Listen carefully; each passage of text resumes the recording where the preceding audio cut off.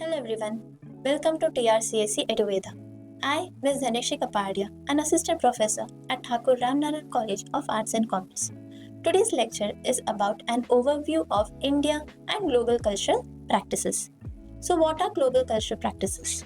Cultural practices are nothing but the things we follow in our day to day life, the way we live every day, the way we follow our culture every day. So, let's see some of the cultural practices. Cultural practices help us to make our identity.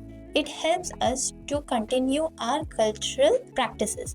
It also helps us to strengthen our community bonds. Some basic examples of cultural practices are how we greet each other, what type of food we eat, what type of attire we wear, and how we celebrate our festivals. We Indians are deeply rooted with our culture. Each and every person living in India follows its culture in a very deeply manner. Be it Hindu, Muslim, Christian, Sikh, Jain, anyone, they follow their culture in a very own way. Why do we follow culture? Because it helps us to shape our society. It helps us to shape our future generations. The most important traditions and values we follow in our cultures are dharma, seva, deep respect for our elders, and our family bonds. Key Indian cultural practices, the major festivals we celebrate in India, Diwali, Eid, Christmas, Holi are the major Indian festivals that we are following and celebrating in India in a great prompt way. Next comes our food habits. We Indians love spices. We mostly have spicy foods. Each and every part of India have their own way of cooking their food. Now, let's compare Indian practices according to their cultural diversity or regional diversity. We'll be comparing North and South, then East and West. First comes our North India. In North, we have wheat as the staple food, and in South, rice is the staple food. Festivals celebrated in North are Lohri, Baisakhi, Diwali, Dasera, and in South, festivals such as Pongal, Onam, Vishu are celebrated. Attires in the North, we see salwar kameez, kurta pajama, and in the South, we see silk saris like Kanjivaram and Mundu. Next comes our East and West India. In East, food like rice and fish are the staple food, and in West, millets like bajra, jawar are the staple food. Festivals celebrated in East are Durga Puja, Bihu, Rath Yatra is celebrated, whereas in West, Ganesh Chaturthi and Navratri are celebrated at a great prompt. East India, attire such as traditional weaves, baluchari saris, and we West, we see mirror work, bandhani, and lenga choli. Next comes our values reflected from Indian practices. We Indians respect our elders. We are deeply ingrained habit of touching feet, seeking blessings, and using honorifics like ji or aap to show reverence. We have a strong spiritual bond with our family. We also meditate, do yogas, and celebrate all types of festivals with all the members of the families together. Next comes our family bonding. We Indians follow joint family system. So here we all Indians live jointly with our family and celebrate most of the festivals. Not only joint families, we also live together with us community. We follow a community, helps the community, and give our best services to the community and our future coming generation. Now let's look on global cultural practices. Now, what type of global cultural practices we are talking about? Globally, we share norms and rituals across countries, including greetings, foodways, holidays, and arts. Why do global practices differ? Global practices differ because of geopolitical region. It also differ because of economy. It differs because of the climate as well as history. Some examples are in UK, we look at afternoon tea time tradition. In Japan, we see cherry blossom viewing.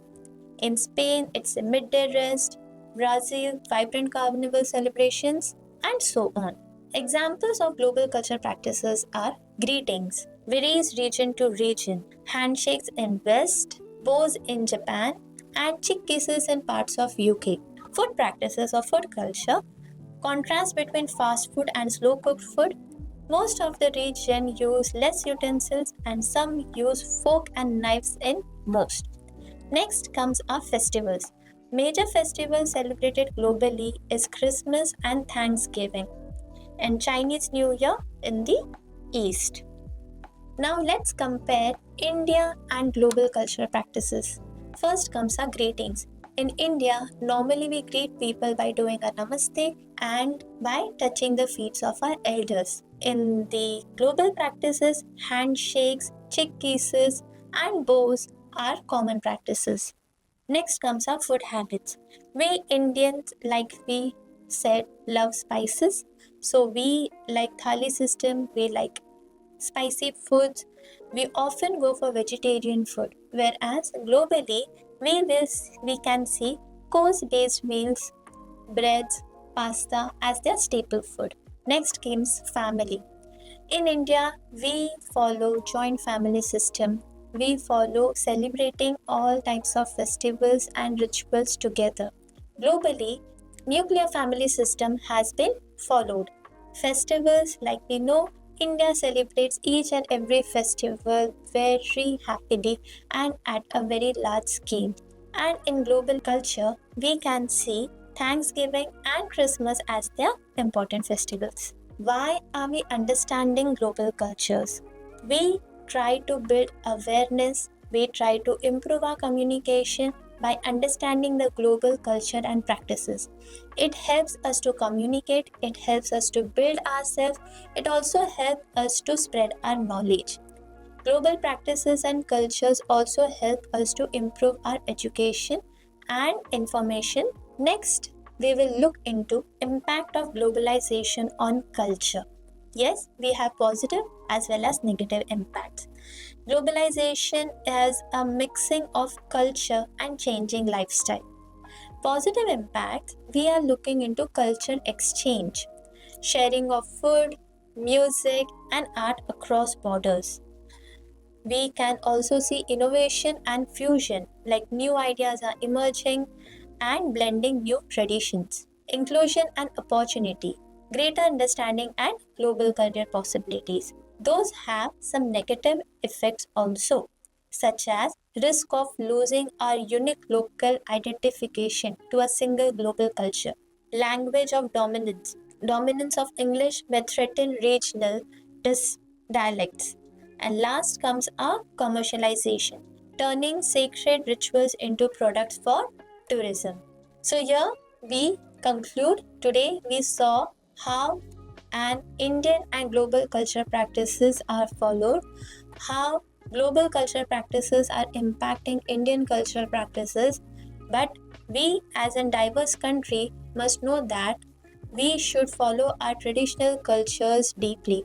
All cultures are important, all practices are important, but today we saw that both the culture practices are important and we need to follow them. Here we conclude with our lecture. For more such videos, please subscribe to our channel. Thank you for watching.